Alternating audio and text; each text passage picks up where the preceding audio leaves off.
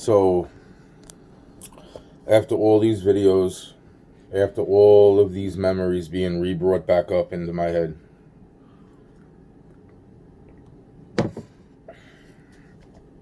and the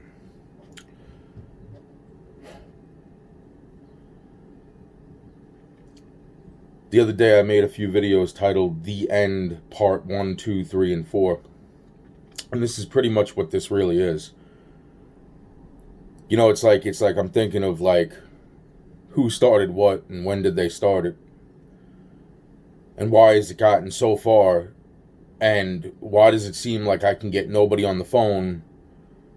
But then when I get in touch with people, it's like, why haven't you called me? Or I'm not mad at you. Or, you know, why haven't you returned my phone calls? Or have you gotten my messages? Or, you know, and that's the whole point. It's like, the other day I started going through key points of this whole story, and you know, it's like what happened in the beginning, which means before the contracts, okay?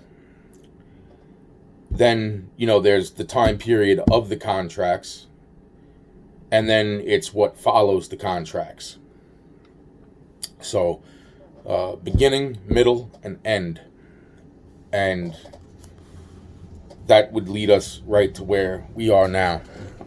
And throughout all these stories that I've been remembering and putting together and trying to figure out, even when I wasn't there, how was it that my name was being brought up for things that are just fucking insane? Detectives coming up to me and talking to me about things that I'm saying to myself, like, what the fuck? And, you know, it would have to take, like, the type of knowledge of somebody that was close to me. So I start cutting people out of my life. On top of people that were being cut out of my life that I didn't realize were being cut out of my life. Like, I knew something wasn't right. But to think that this type of a level is where they took it to, and then to think, you know, you know, all the people. That's why I'm saying it's like, wow.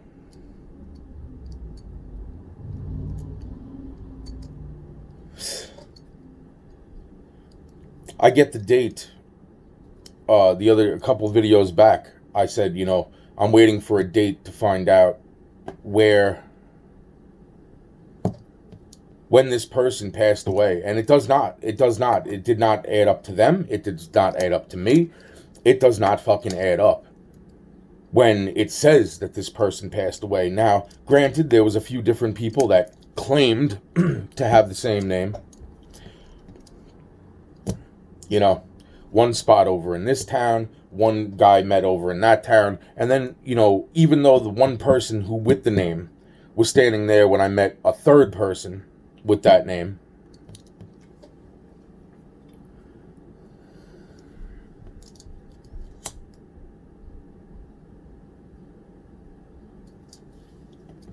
there might have even been one other person with that name. But the bottom line is,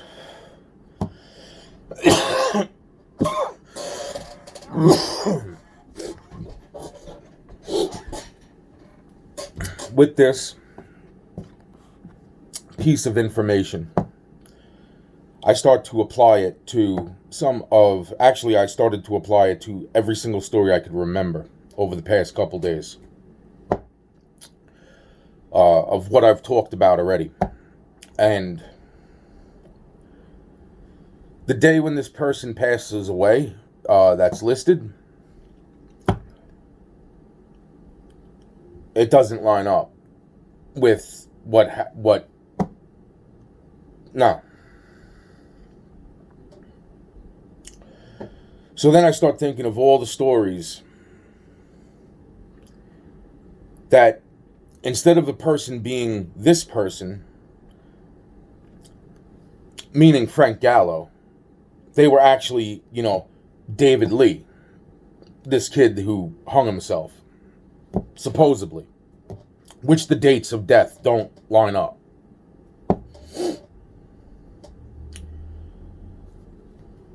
You see, that's the whole fucking point. It's like maybe it's like it goes back into like the same. It goes back into like,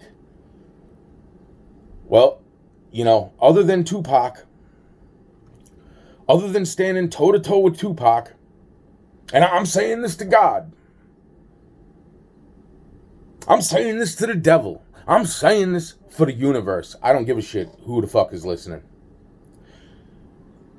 Between standing with Tupac at 3 years old, having a 50-50 conversation between the two of us of spoken words out of the human mouth and telekinesis, and the threat that was made, wow. Fucking wow. Because two stories at that point are more overpowering, but still probably somewhat connected to other stories around about that time period in the beginning, before the contracts. And that's the story where they tried to use my friend Patty to set me up in the banquet hall out here when I was a kid. Now, round about that same time period, this is what I mean about like, well, then I have to mention that story and then that story, and then God forbid I forget a story. Around about that same time period is also around about the same time period when the little girl passes away in 3rd grade in the desk right next to me. Nicole D'Angelo. There was another girl named Nicole D'Angelo.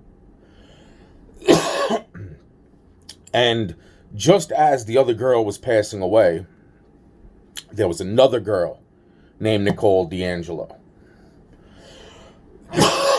So there was 3 Nicole D'Angelos in my 3rd grade class.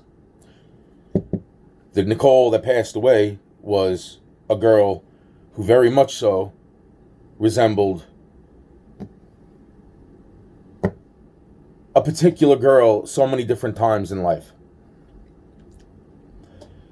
Now, at around the same time, like I said, probably, maybe even if it was a year earlier, they tried to set me up out here at the banquet hall. Maybe it was around about the same time. Maybe it was a few months after. It does not matter. Round about the same fucking time period, they tried to set me up in the banquet hall. Oh, bring Anthony to this birthday party, blah blah blah. Meanwhile, fucking, it wasn't even a birthday party. It was just let's close off Anthony, surround him by kids that were already implanting shit in their head to fucking pull on Anthony, and then when Anthony says something, they jump over the fucking fence, and then they fucking, I mean, literally, the cops showed up. It was like, oh, really? The cops showed up? And then fucking all of a sudden, the feds showed up. Yeah. So, that's that, which is really interesting. And the reason I say that's interesting is because my friend that I'm talking with, the one that they wanted me to murder her daughter, because her daughter was working on the same program as I was in different department. Her daughter was working on the program itself. I was working as freaking find out who's fucking talking about the program. That's how I found out all the shit about fucking Anonymous, about QAnon. This is going back 20 fucking years, something plus, before these fucking groups were even fucking... This is the beginning of these groups. So the point being is, it's like, hey, it's really interesting, like, now, I'm going to go back to the Tupac thing. So I get my car on September. Well, I got my license in either September 3rd or September 4th at the very last. The very last. So I'm thinking it was September 4th. Was able to get the paperwork in. It might have been September 3rd. Going into September. It does not matter. The point being is that I got the paperwork in for my junior's driver license at 15. So I was turning 14, and on September 5th, I was going to be 15. I was able to get that paperwork in and be pretty much one of the last people, if not the last person. Because I remember hearing, like, it's like, oh yeah, there was 3 people trying to get their freaking license, you know. It's like, Anthony got his, it's good for Anthony, go ahead, you know. He's got his junior's license. And the very next day, I meet up with some kids that I barely know, acquaintances. We go out to New York City. I got my brand new car. Got my gold chains. I'm like, I'd never been out to the city before. Really, like, and not by myself. And all of a sudden, there I am, going up against fucking Tupac. But I called Tupac on it. I said, you know, are you Tupac? He goes, nah, man, I'm not Tupac. I'm not Tupac, man. Now, the kid that called me over, that I kept saying was Frank Gallo, thinking that was David Lee. Because that would make fucking sense, you know? The reason I'm bringing up the banquet hall, is because right before this, me getting my car, maybe a year and a month or 2, maybe a year and a half, my friend brings me out here. Wolster brings me out here.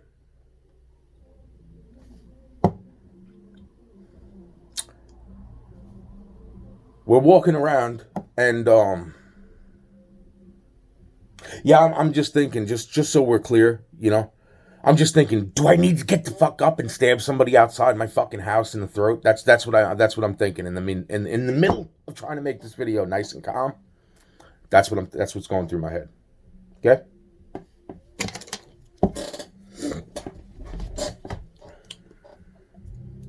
So,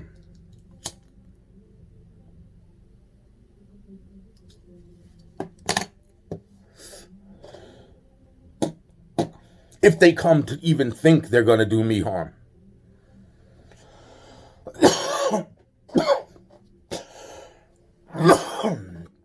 So, give me a second to refocus my mind. So the reason I'm bringing up the banquet hall is because probably about a year or so, maybe less, a little bit less, but maybe upwards of a year and a half prior, I come out here with Wolster, my friend. I think he's a friend. I don't even know anymore. No, there's no anymore. It's just, you know, I still feel fucking, look, the point being is that I come out here with him. We're walking around. I don't know it out here. All I know is that it's a bad town, supposedly, right? And we go to that same banquet hall, and at that banquet hall, actually, could this have been fucking right at that? No.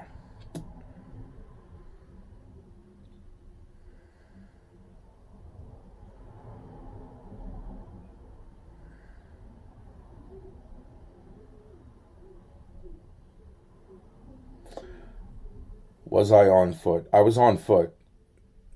Yeah, no, definitely. So I was on foot. So we meet this kid.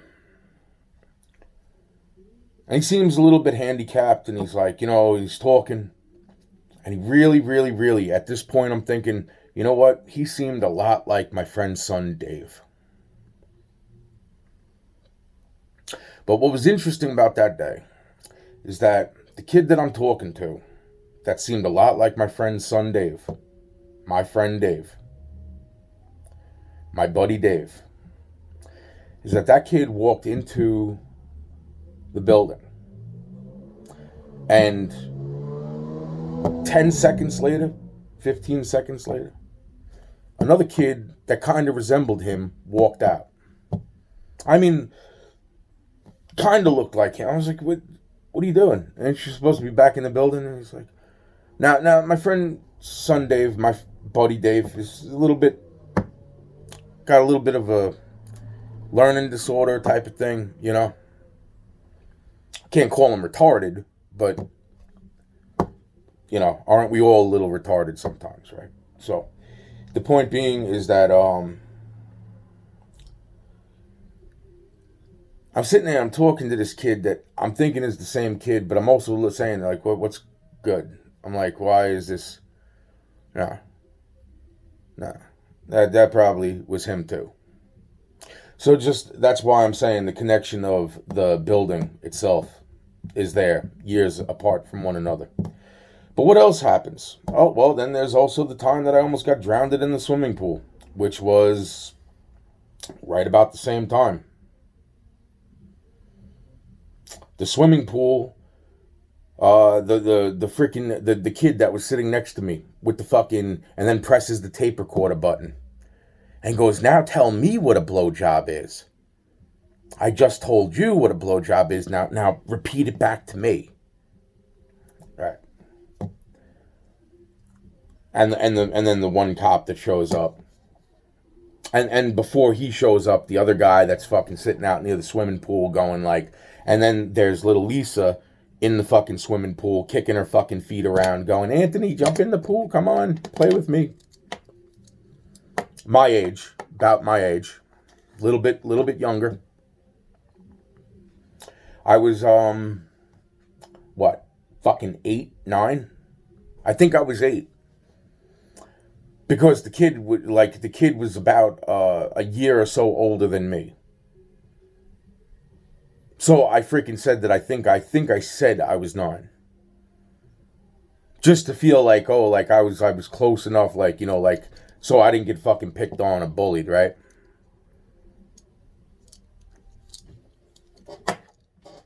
To him, I said it. So either way, I'm thinking I was 8.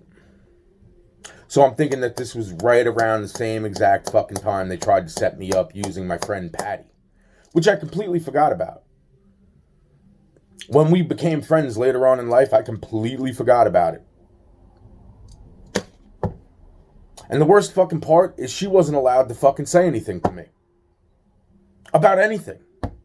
None of these people were able to fucking talk to me about fucking anything.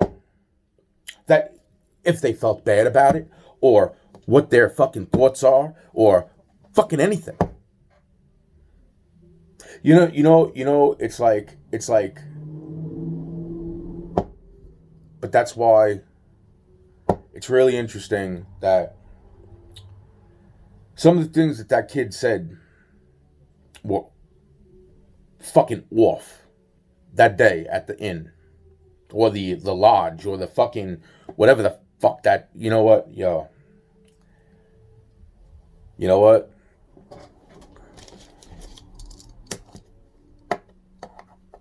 The man who showed up to that false birthday party that was actually a fucking setup, all for me. That's the man that helped create the bank account for me. You know, with the retina scan and the fucking palm print and the fucking blood on the fucking, you know, literally like the fucking blood on the fucking paperwork. Yeah. You see, now I'm going to go back to the Tupac thing for a second.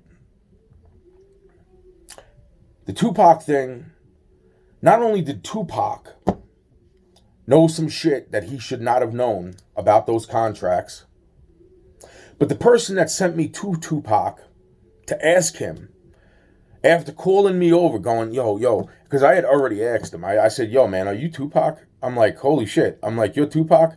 Now, I was 15. Tupac's 11 years or so older than me.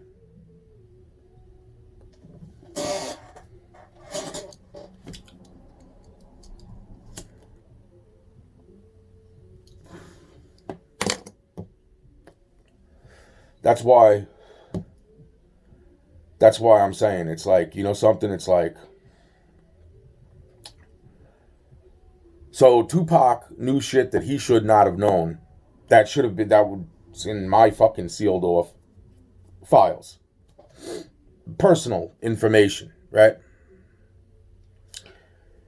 But then also the kid that sent me to go freaking up to Tupac and be like, he was like, yo, he's like, we're not too sure about this guy, blah, blah, blah.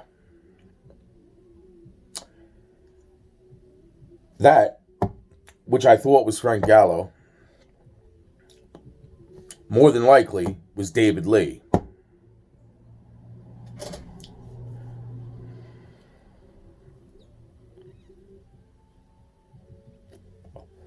Now, what's really interesting too is that was September 4th into September 5th of 1996. My car wasn't registered to me. My car was registered to my father. Now,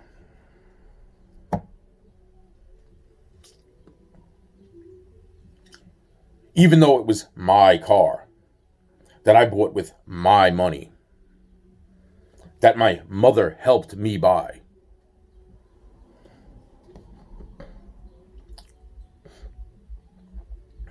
now,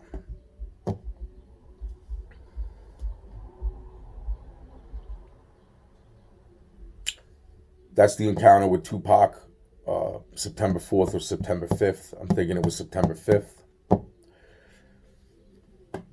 And September 7th, Tupac gets supposedly, at this point, I swear to God, if he's not dead, I'll kill him. I'll fucking kill him myself. Shot dead in Vegas.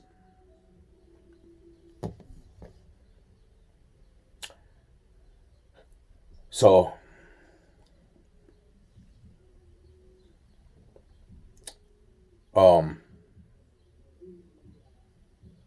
same day of September 7th. Same fucking day.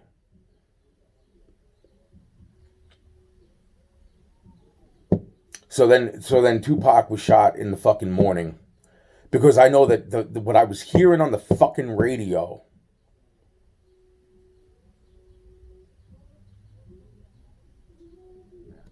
I'm sure of that now too. So,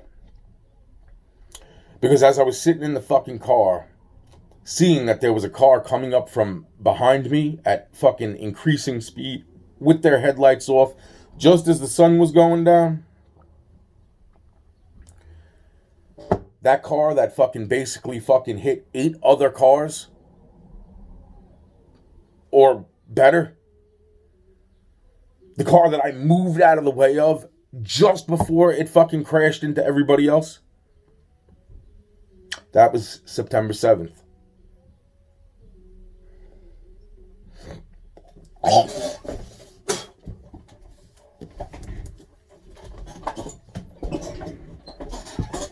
Thank God for defensive driving.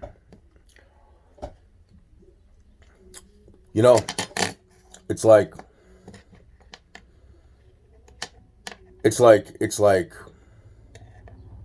what a bunch of fucking bullshit. You know, really. You know, it's funny because it's like when all this shit starts to fucking re-pick back up, all of a sudden I can't get my friend Donnie on the phone. Then,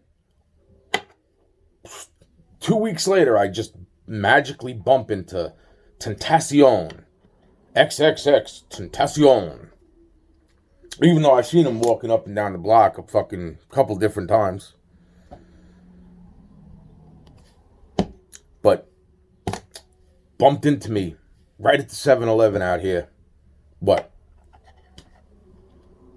Which is just so interesting, too, as far as the time, because it's like, it was literally like, I don't even think it was a full 24 hours, but I'll even go as far as like 26 hours to a day and a half later. I don't even think it was that much. That's why I remember trying to figure out, like, how the fuck would he have gotten from here to Florida? Wow, man. Change his hair color. I mean, did he take a plane? Did he do this? But I remember looking all this shit up, and like it just didn't. I was like, wow, that's like specific fucking wow timing, man. He bumps into me, shoulder bumps me up at the 7-Eleven, and then like fucking 20 something hours later, he's shot dead down in Florida. Wow. Another month and a half goes by. Now that's 2 months at that point where finally I get Donnie on the phone. Donnie tells me he's been calling me, leaving me messages. There's no messages on my phone. I've been calling him. I'm like, Donnie, what's going on, man? It's like, he's like, I got a few of your messages, but he's like, haven't freaking, not as many as you're saying you left me.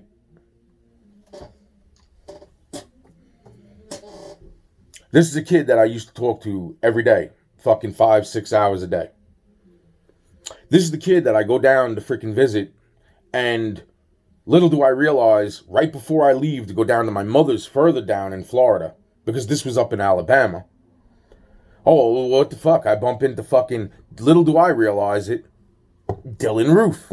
I won't realize that till 3 months or so, 4 months later, 5 months later, down the fucking road, after Dylan Roof becomes Dylan Roof.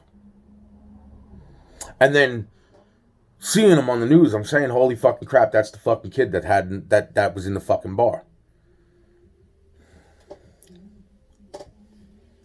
That wasn't surrounded by anybody of his skin color.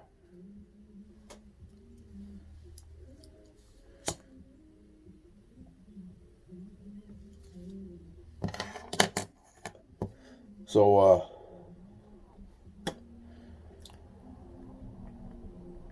what's interesting is that when the XXX Tentacion kid passed away, my boy, for the past 20 years, Rayvon Matthews, older man, known him for about 20 years, from about a year, just about a year or so, after the Tupac incident, maybe a little more than a year, but still close to a year, after the Tupac incident, I met Ray through my friend Drew, through my friend Ann, at Ann's house. Used to pull up with a guy, blah, blah, blah. Really funny, too, because right before all that happens, little do I realize it, but at 560 Mill Road, a house that eventually I end up staying with my friend Ann and Dave, is a house that 10 years prior to that, right at the same time period that I'm speaking of, when I started meeting this guy Drew and fucking, Rayvon and, the whole fucking, a year after the fucking Tupac thing, right around that same time period, right as I started hanging out with Drew, I wasn't hanging out with him every day. And didn't see him for weeks. A couple weeks passed. And I said, oh, fucking, hey, Drew. I said, fucking, yo, man, were you this guy? He's like, what guy? I'm like, yo, do you know the fucking house, Drew, that fucking blah, blah, blah? I'm like, there was this fucking guy. He kind of reminded me of you. He was telling me how he was going to fucking kill me and shit. And he started having a fucking argument in his fucking head, talking about this girl that it was going to be his wife and that he'll kill me right now and blah, blah. And I was just like, wow, man. I was just with some, I don't know, Spanish, Puerto Rican, possibly American Indian. Who the fuck knows what the fuck I forget the fucking person I was with. But we just get the fuck out of there, right? But when I seen Drew, I said, "Hey, Drew, was this you, bro? Were you flipping on me?" He's like, "What are you talking about?" And we got in my car and I fucking drove him to where the fucking house was. I was like, "Yeah, bro." I'm like, "You recognize this fucking house, man?" He's like, "No." Now, it's funny that after he says this to me, a few months go by, and guess where we go to pick up a bag of weed? That house. That house that I eventually end up staying with Ann and her son Dave at 560 Mill. Yeah. You know what happened at 560 Mill about 6 years after I left Ann's house? Oh, this would be after I bought the fucking car that was literally had no brakes, literally fucking was on fire. Both tires, more than likely, was both fucking on fire, because when I said to Ann, she's like, "No." I looked out my rear view. I'm like, "No, no, no, no." I'm like, "But yeah, but the fucking cars were on the other side seeing the fucking flame."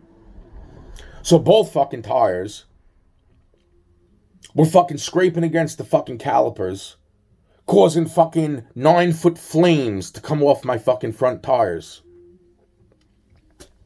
Wow.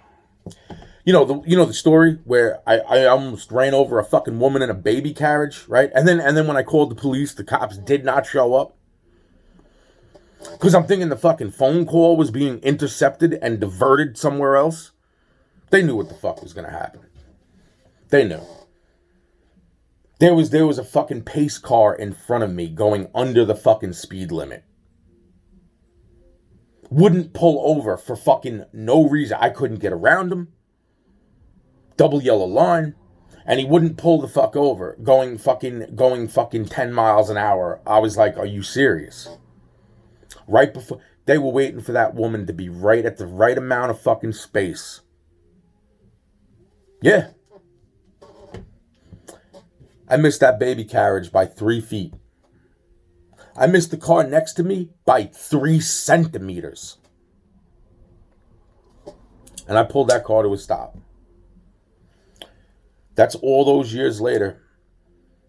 And yet, that's when I was leaving 560 Mill, where I was staying with my friend Ann and her son Dave.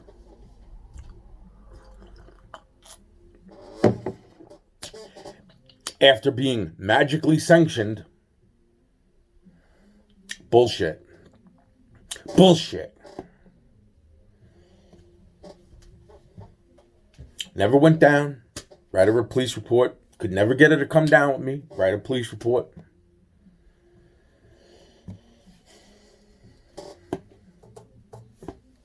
You know, it's like, got a little sidetracked.